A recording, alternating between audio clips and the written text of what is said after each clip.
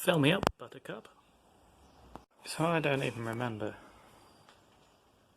what the last video was, but here's a quick update. I've made my little murder booth, and it was windy for days and days, which was handy.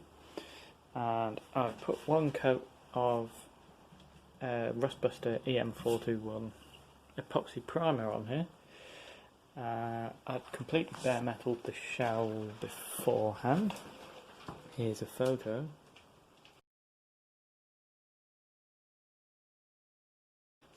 And yeah, got it to bare metal, sanded it all back, put a coat of that on, let that dry for a few days, and then I've just been filling everything, which is tedious. So what I've mostly been using is dinitrile algae soft, which is absolutely fantastic, mainly because it's pore free and dust free polyester filler with aluminium pigments, so it's a bit structural as well, and anyway, and it goes on really well, and when there's just no pores, no holes, no nothing. It's blooming marvellous. So where I've used that mostly is just on top of the lead, around the doors, right there, and anywhere sort of structural. So I've put a coat of that on all the places that need it, rubbed it down, and then I've used just sort of your standard, slightly finer car body filler.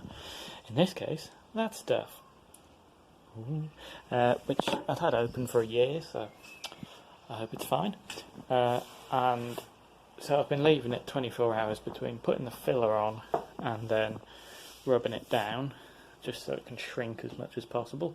So hopefully tomorrow will be the last day sanding everything down. And then once I've sanded everything down, I'll put 3 or 4 coats more of primer on top of everything, and then I can actually paint the outside. So as you can see, it is actually looking good. I'm really pleased with how the join between the body and the wings is. Bear in mind this is just sort of roughly sanded with 80 grit so far, and there's only one coat of primer and it's gone through it in a few places.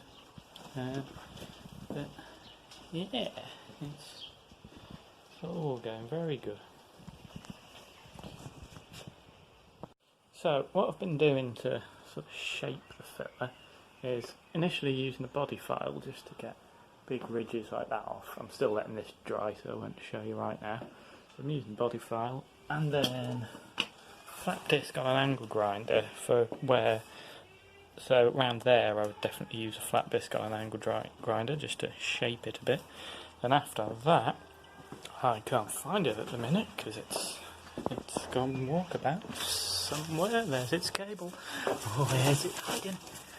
Then, using one of these, so it's an electrical dual action thingy bobby with 40 grit, then 80 grit on to shape the filler. Before I put any more paint on, I'll go over the whole body with 180 grit. But yeah, this is the whole caboodle. Ignore that. Yeah, that happened.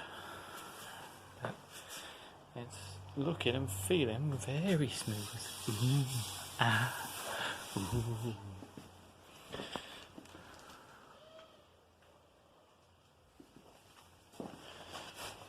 Yeah, this has taken days and days and days to get to this point, but yeah, kinda, sorta, close-ish.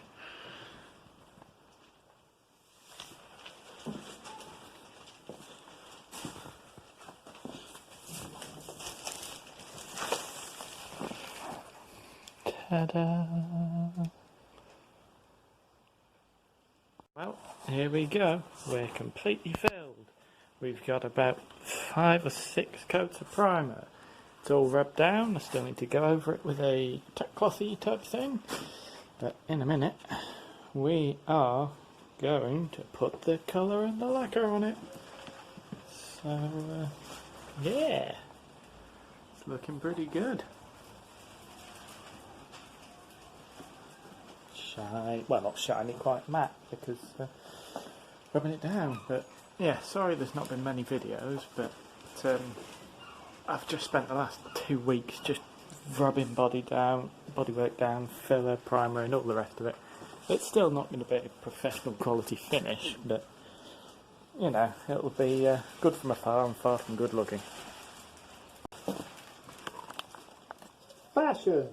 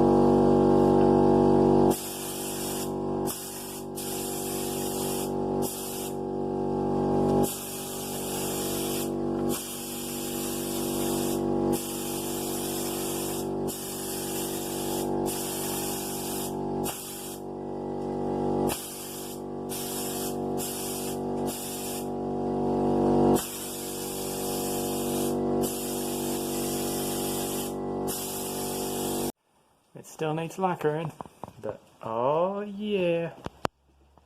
I'm going to let this dry overnight and then lacquer it tomorrow. Oh, focus? No?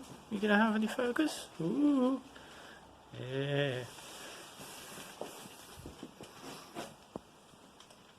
So, it's looking good.